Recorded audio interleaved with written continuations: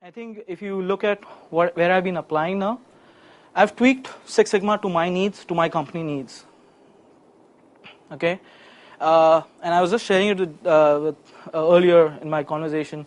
When I joined my company, okay, we were a very small company, 150 employees company. And when I spoke about Six Sigma, they said, "Oh, we are a small company, a lot of cost involved, a lot of people. We'll have to hire so many people, get people trained." I said, "Okay, मेरी दाल गलने वाली नहीं है इधर." Right, so I'll have to go ahead and do my way. I will not go ahead and say, okay, I'm doing Six Sigma projects.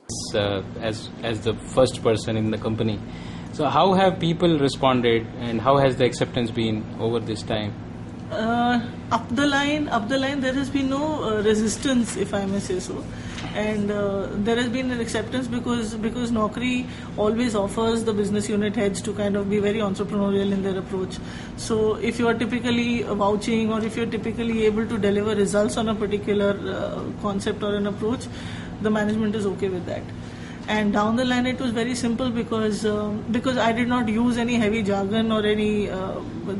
For microfinance sector, I have used CTQ drill down and QFT to identify critical X's like the transaction time between head office and branch offices, fundraising, loan disbursement period, and so far so on, which has helped me identify the important critical X's and their interrelationship between.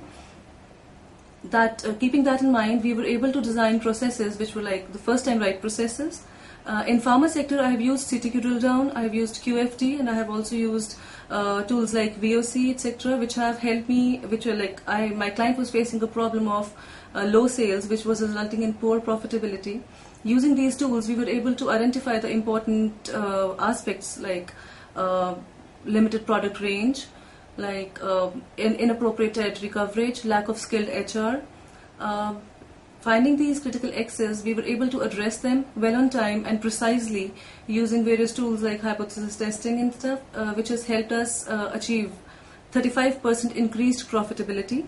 Pharma, I have used problem definition tree along with CTQ drill down and affinity diagrams, and also used various data-related statistical techniques like CP, CPK, FME, etc., which have helped me to increase the profitability of my client up to 100%. In call center, BPO sector, my client was facing a problem of low conversion rate, which resulted into low profitability also. Using CTQ drill down, logical validation, CNE diagrams, and hypothesis testing, we were able to not only identify the critical X's but also find their solutions, appropriate solutions, which increased the profitability by 35%. Using tools like prioritization matrix, CCR, goal means diagram, PDTs, and witness, I have witnessed remarkable results, not only in sectors like pharma, call centers, but also in sectors like education and education management. I have been able to use these tools in education and education management and increase the number of admissions